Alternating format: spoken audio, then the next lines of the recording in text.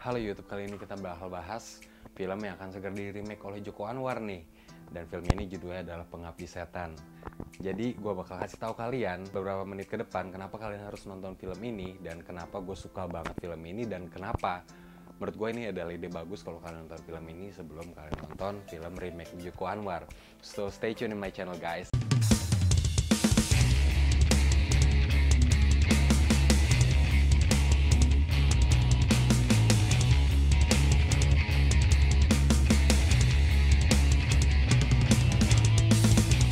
Film bagus gue bilang bagus, film jelek gue bilang jelek. Jadi jangan baper, jangan sedih karena ini semua hanyalah opini. Kembali lagi di Hastau Film, dimana kita bahas film lokal dan mancanegara, oke? Dan kali ini kita bakal bahas film yang judulnya Pengabdi Setan. Jadi gue lihat Pengabdi Setan ini di salah satu trailer yang gue bilang lucu kemarin itu. Ya, jadi gue lihat di sini trailernya itu lumayan impresif menurut gue.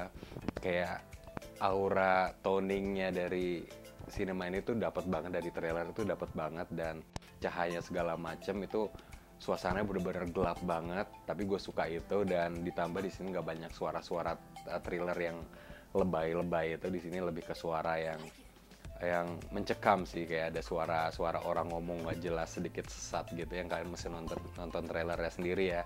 Itu dari sana sendiri gue udah langsung tau, wah nih film kayak bakalan beda banget. Ditambah terakhirnya tuh setelah yang scene ngagetin itu ada efek font tulisannya Pengabdi Setan, kayak tulisannya jadul gitu kan. Itu langsung membuat gue nih penasaran nih film apa sih, gue kayak pengen nonton film ini banget deh gitu ya.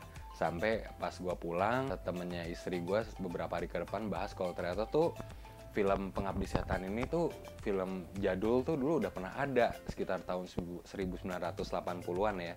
Film ini udah ada dan lumayan hits juga pada waktu itu.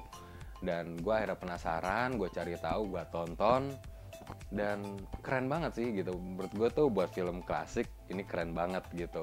Dia nggak, ya karena film jadul ya nggak banyak efek lebay, terus dan di sini efeknya tuh masih dilakutin sampai sekarang. Yang nanti gue bakal bahas ya. Jadi gue bahas backgroundnya dulu nih. Pengabdi Setan ini menceritakan tentang ada sebuah keluarga yang pretty much mereka itu menganggap agama sebagai kedok dan tidak benar-benar menjalankan ibadahnya gitu ya. Sampai suatu saat ibu dari keluarga ini meninggal, lalu meninggalkan mereka semua, dan mereka dilanda kesedihan yang dalam.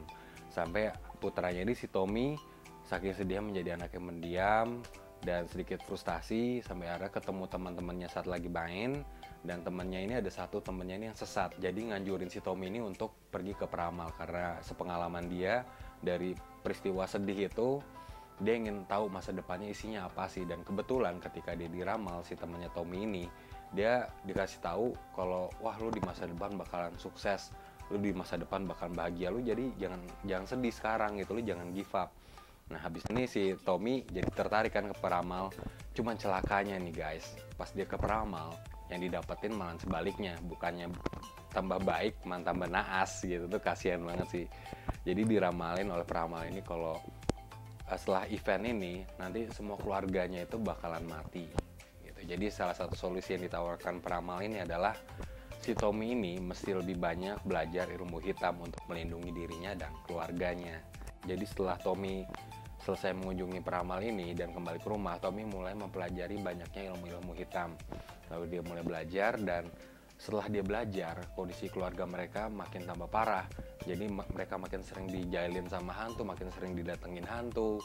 Dan intinya kehidupan mereka makin gak nyaman. Sampai di suatu saat, karena rumah mereka udah sepi, gak ada ibu, sang bapak ini memutuskan untuk hire pembantu rumah tangga. Dan pembantu rumah tangga di sini yang dimainkan oleh Ruth Pelupisi. Menurut gue nih si ibu Ruth ini dia lumayan legend banget sih, dan kalian bisa lihat sendiri acting dia di sini tuh bener-bener natural banget. Dia tuh seolah-olah kayak artis yang terakhir untuk berbuat acting yang jahat gitu ya. Kalian bener-bener lihat mukanya di sini bener-bener nyeremin banget. Ada dia ketika dia ketawa atau segala macam, ketawa sinister gitu, rada evil gitu, bener-bener ngeriin banget mukanya. Dan menurut gua tuh tokoh yang dimainin Ibu Ruth ini bener-bener yang bikin film ini tuh keren banget sih. Dan istilah film ini nggak bakal sekeren ini kalau tanpa kehadiran Ibu Ruth di film ini. Dan lanjut lagi, yang gue suka di film ini adalah film ini tuh bener kata Joko Anwar, film ini tuh efeknya tuh masih keren sampai sekarang. Kalau banyak film dulu yang kalau kalian lihat mungkin kalau zaman sekarang sedikit lucu, Cuman kalau film ini, Pengabdi Setan ini, sampai sekarang pun kalian lihat tuh masih serem gitu loh. Itu yang menurut gue suatu yang amazing sih gitu ya. Gimana film jadul bisa bertahan sampai sekian lama, sampai sekarang masih tetap nyeremin gitu ya. Walaupun di sini nggak make upnya simple, cuman putih-putih doang, terus pakai kontak lens, terus ada kayak cacat darah gitu, terus pakai kaos putih kayak simple, cuman ngeriin gitu loh. Walaupun mereka nggak ada efek-efek berlebihan, cuman ngeriin. Dan di sini kalaupun ada efek, itu semua tuh keren gitu loh, walaupun sedikit lucu karena efeknya jadul, cuman menurut gue sampai sekarang tuh masih keren. Contoh kayak ada di sini, jadi nih hantunya ini mereka itu jatuhnya kayak zombie kan, mereka tuh bergerakannya mirip kayak zombie, dan ketika salah satu wanita dari keluarga ini motong tangannya itu sampai kelihatan tulangnya gitu, terus dagingnya jatuh ke lantai gitu sih, itu menurut gue sedikit lucu, tapi di lain sisi tuh keren sih bisa lihat efek kayak gitu buat dari film jadul ya. Dari film sekarang kan jarang banget ada efek kayak gitu, cuman buat film jadul bisa nyiptain efek kayak gitu tuh udah keren banget sih bagi gue ya. Terus selanjutnya lagi ya gue pengen bahas, jadi film ini ada unsur-unsur agamanya juga, dan terlebih agama Islam gitu ada di sini. Cuman nggak overdosis, nggak terlalu banyak unsur agama di sini, dan mereka tuh peletakannya tuh tepat. Jadi kalian bakal lihat di pertengahan dan di bagian ending ya. Walaupun di bagian ending tuh sedikit aneh peletakannya, cuman kalau dibanding dengan film sekarang tuh jauh lebih bagus sih. Contohnya gini ya, contohnya kalau zaman sekarang, film zaman sekarang itu ada misalnya backgroundnya salah satu pemainnya ini, wah orangnya sukanya foya-foya, clubbing, terus nggak pernah ibadah, nggak pernah segala macem, terus giliran didatengin hantu atau ke tempat angker, tiba-tiba berdoa gitu, terus ngusir hantunya gitu. Aneh kan, orang yang tadi nggak percaya terus tiba-tiba jadi percaya ngusir hantu pakai agama. Itu tuh kalian bakal sering lihat di film-film zaman sekarang gitu. Dan yang lainnya lagi, contoh nih dari film horor terlucu tuh yang gue lihat kemarin itu, dia juga mirip. Jadi ada paranormal pakainya hitam-hitam. Pertama cara ngundang hantunya, menemukan hantunya pakai tradisi-tradisi paranormal kayak seperti umumnya. Terus giliran ngusir dari kerasukan pakai ayat Quran, itu like what the actual gitu loh. Gimana lo yang tadinya dari paranormal terus jadi orang yang religius, itu gue heran itu sambungannya di mana gitu loh, itu nggak masuk di akal.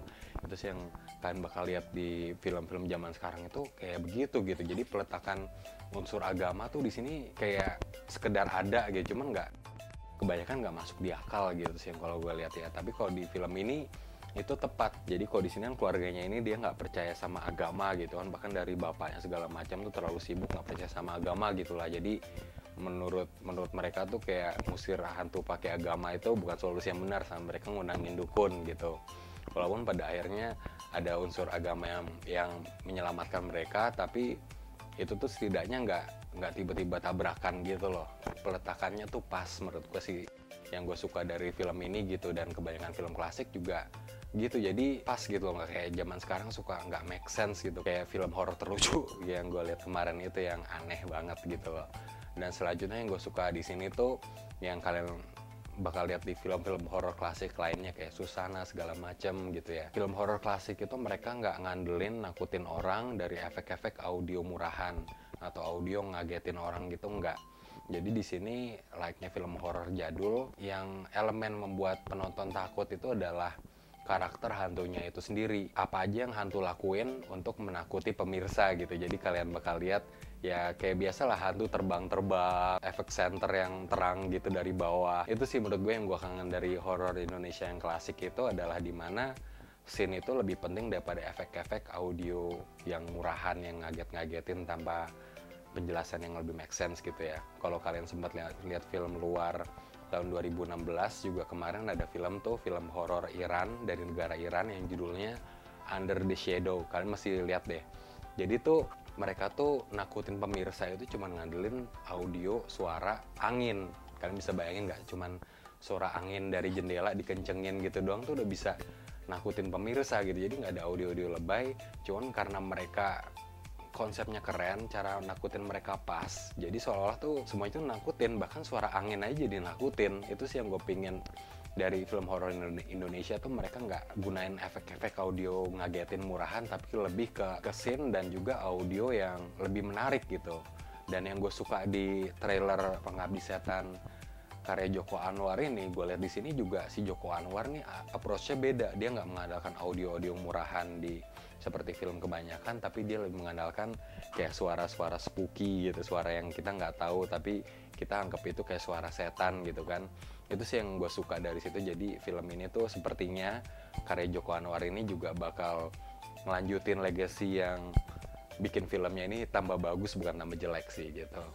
Dan selanjutnya yang gue suka di sini tuh ada part yang menarik, yaitu di saat ada jubah-jubah merah pakai topeng-topeng satanisme gitu yang bawa anaknya si Tommy ini buat pengorbanan. Itu salah satu scene yang menurut gue lumayan unik sih, yang membedakan film ini beda dengan yang lain dan membuat film ini tegas kok ini filmnya soal pengabdi setan. Makanya ada kayak tradisi satanisme pengorbanan gitu, walaupun itu semua cuma dalam mimpi. Cuman itu nice touch buat film jadul gitu ya menurut gue sih. Dan untuk film ini gue ngasih rating 8 dari 10. Jadi kalian bisa nonton film ini dan gue rekomendasiin kalian untuk nonton film ini sebelum nonton film Joko Anwar. Dan buat Joko Anwar, kalau misalnya lo by any chance bisa dengar video gue ini atau bisa lihat video gue ini, please nanti kalau filmnya udah mau launching jangan pakai interview yang ngejelasin di adegan syuting ada penampakan hantu lah, ada di teror hantu di lokasi syuting lah. Itu kayak cara-cara promosi yang nggak banget lah menurut gue. Kasih trailer yang nendang kayak di teaser ini nih. Gue berharap banyak dari lu Joko Anwar. Gue yakin lu bakal remake film ini dan bakal nerusin film Legacy ini jadi tambah bagus. Gue yakin banget dengan Joko Anwar. Apalagi kayak pemainnya Tara Basro gitu, dan casting yang lain gue denger juga bagus juga. Dan istilahnya ya mudah-mudahan perfilman Indonesia tambah maju, dan mudah-mudahan film ini bisa dibawa ke luar negeri juga. Jadi nggak kayak film horor lucu yang kemarin itu, yang gue heran yang ada penayangan di beberapa negara luar gitu, itu ngapain. Jadi itu aja dari gue. Dan ingat, film jelek gue bilang jelek, film bagus gue bilang bagus, tapi jangan baper karena ini semua ada opini. Terima kasih udah nyaksin review gue ini. Jangan lupa like, komen di bawah, dan subscribe terutama yang masih baru supaya jadi warrior film bareng-barengnya. Itu aja dari gue. Sampai ketemu di next review ya. Bye.